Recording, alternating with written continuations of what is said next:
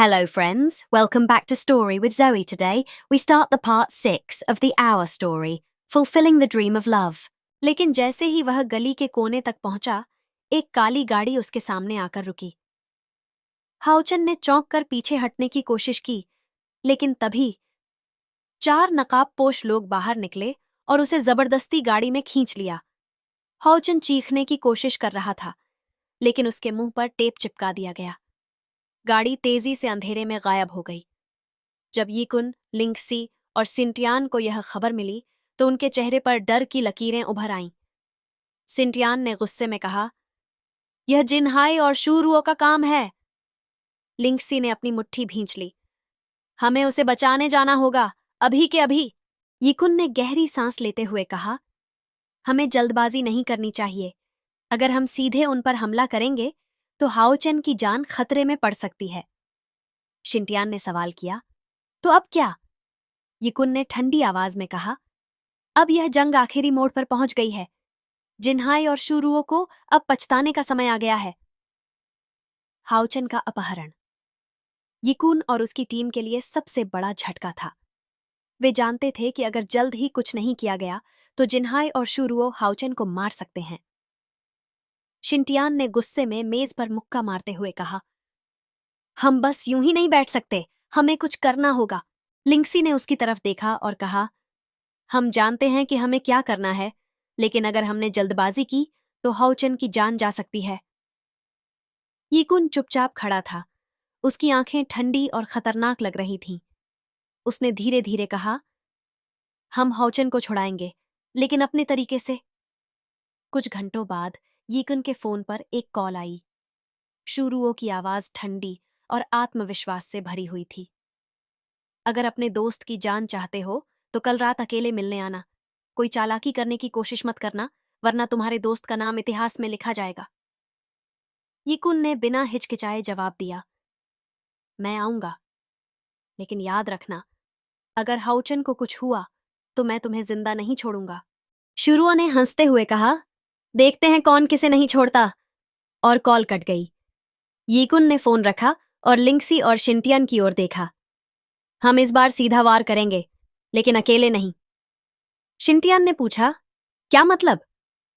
यीकुन ने एक फाइल मेज पर फेंकी। यह जिनहाई और शूरुओ के सारे अपराधों का रिकॉर्ड है।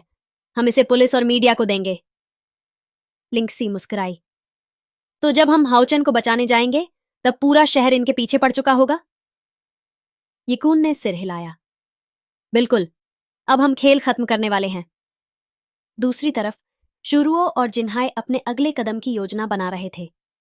जिनहाई ने कहा, यीकुन अगर यहां आया तो वह जिंदा नहीं जाएगा। शूरुओ मुस्कुराई, उसे मारने की जरूरत नहीं पड़ेगी। हम उसे ऐसी जगह फंसा देंगे कि वह खुद ही घुट घुट कर मरेगा। जिनहाई ने पूछा, और हाओचन? शूरुओ ने उसे घूरते हुए कहा, जब यीकुन आएगा तब हम हाओचन को एक आखिरी तोहफा देंगे, दर्द और मौत का। रात हो चुकी थी। यीकुन अकेला उस जगह पहुंचा जहां हाओचन को बंधक बनाया गया था। शूरुओ और जिनहाई पहले से वहां मौजूद थे। हाओचन जमीन पर पड़ा हुआ था, बेहोश। उसके चेहरे पर चोटों के निशान थे। शूरुओ ने हंसते हुए कहा, तुम सच में आ गए, कितना मूर्ख हो तुम। जिनहाई ने अपनी बंदूक निकाली और कहा, अब यह खेल खत्म होने वाला है।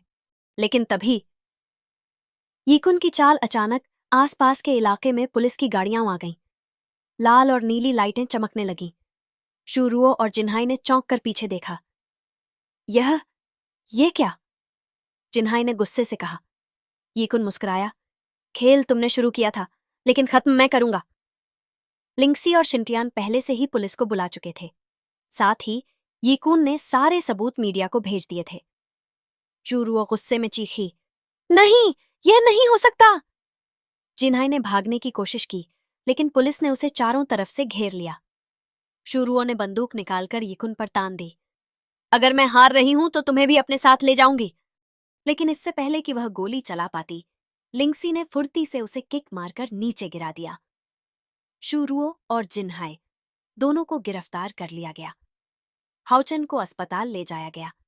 जब वह होश में आया तो उसने यीकुन, लिंक्सी और शिंटियन को अपने पास खड़ा देखा। तुम लोग बचाने आ गए, उसने कमजोर आवाज में कहा। यिकुन ने मुस्कुराते हुए कहा, हम हमेशा तुम्हारे साथ हैं भाई। हाउचन की आंखों में आंसू आ गए। मैंने सोचा था कि यह मेरा आखिरी दिन होगा, शिंटियन ने मजाक में कहा। अभी बहुत कुछ करना बाकी है दोस्त, मरने का समय नहीं आया। अंत या एक नई शुरुआत। जिनहाई और शू रुओ जेल जा चुके थे। यिकुन, लिंगशी, शिंटियन और हाउचन की जिंदगी अब नई राह पर थी। जिनहाई और शू रुओ की गिरफ्तारी के बाद ऐसा लग रहा था कि यिकुन और उसकी टीम की जिंदगी अब सामान्य हो जाएगी, लेकिन शायद यह शांति सिर्फ एक भ्रम थी। यिकुन, लिंगसी, सिंटियान और हाउचेन एक कैफे में बैठे थे। हाउचेन ने हंसते हुए कहा, अब जब सब ठीक हो गया है तो हमें कुछ दिन रिलैक्स करना चाहिए। शिंटियन मुस्कुराया, हाँ, और इस बार बिना किसी खतरे के। लिंगसी ने कॉफी का घूंट लेते हुए कहा, लेकिन मुझे लगता है कि अभी कुछ बाकी है। एक अजीब सा एहसास हो रहा है। यिकुन उसकी तरफ देखने लगा। तुम्हारा मतलब? लिंगसी ने धीरे से कहा, हमने जिनहाई और शुरुओं को गिरा दिया, लेकिन उनकी जगह लेने के लिए कोई ना कोई जरूर आएगा। यिकुन ने सिर हिलाया, हमें सतर्क रहना होगा। उसी रात एक काले रंग की गाड़ी जेल के बाहर आकर रुकी। अंदर बैठे एक आदमी ने अपने फोन पर खबर देखी, जिनहाई और शुरुओं गिरफ्तार। वह आदमी मुस्कुराया और धीरे से फुसफुसाया, अब यह शहर मेरा होगा। उसका नाम था फेंग जिहाओ, एक खतरनाक अपराधी जो जिनहाई से भी ज्यादा निर्दयी था। उसने अपने फोन पर एक नंबर डायल किया, हमें यिकुन और उसकी टीम का सफाया करना होगा, स्थायी रूप से। अगली सुबह यिकुन और उसकी टीम अपने घर में बैठे थे जब अचानक एक विस्फोट हुआ। धमाका इतना जोरदार था कि खिड़कियां टूट गईं और सब नीचे गिर पड़े। शिंटियन ने चौंक कर कहा, यह क्या था? यिकुन ने धूल साफ करते हुए देखा कि उनके घर की दीवारों पर गोलियों के निशान थे। लिंगसी ने घबराकर कहा, कोई हमें मारने की कोशिश कर रहा है। यिकुन ने गहरी सांस ली और कहा, यह कोई नया दुश्मन है, हमें जल्दी ही पता लगाना होगा कि वह कौन है। कुछ देर बाद यिकुन के फोन पर एक अनजान नंबर से मैसेज आया, यह सिर्फ शुरुआत है, अगर जिंदा रहना चाहते हो तो शहर छोड़ दो, वरना तुम्हारी लाशें गिननी पड़ेंगी। फेंग जिहाओ। हाउचेन ने फोन देखकर कहा, कौन है ये फेंग जिहाओ? लिंगशी ने जल्दी से अपने लैपटॉप पर कुछ सर्च किया। ये आदमी एक अंडरवर्ल्ड किंगपिन है, जिनहाई से भी खतरनाक। उसने कई लोगों की हत्या करवाई है, लेकिन कभी पकड़ा नहीं गया। शिंटियान ने गहरी सांस ली, तो अब हमें एक नए राक्षस से लड़ना होगा। यिकुन ने ठंडी आवाज में कहा, अगर यह लड़ाई चाहिए तो इसे लड़ेंगे, अब हमारी बारी है। फेंग जिहाओ का नाम सुनते ही यिकुन की आंखें सख्त हो गईं। अगर यह आदमी जिनहाई से भी ज्यादा खतरनाक है तो हमें पहले से ज्यादा तैयार रहना होगा, उसने कहा। लिंगशी ने जल्दी से लैपटॉप पर उसकी जानकारी खंगालनी शुरू की। फेंग जिहाओ चीन के सबसे बड़े क्राइम सिंडिकेट में से एक का लीडर है। यह सिर्फ एक अपराधी नहीं, बल्कि एक मास्टरमाइंड है। इसके अंडर सैकड़ों लोग काम करते हैं और इसके दुश्मन जिंदा नहीं बचते। हाउचेन ने घबराकर कहा, तो अब हम क्या करें? वह तो हमें सीधे धमकी दे चुका है। यिकुन ने ठंडी आवाज में कहा, हम पहले वार करेंगे, हमें उसकी कमजोरी ढूंढनी होगी। अगली रात यिकुन और शिंटियान फेंग जिहाओ के एक अंडरग्राउंड क्लब में पहुंचे, जहां उसके आदमी जमा होते थे। दोनों ने नकाब पहन रखे थे ताकि पहचान न हो सके।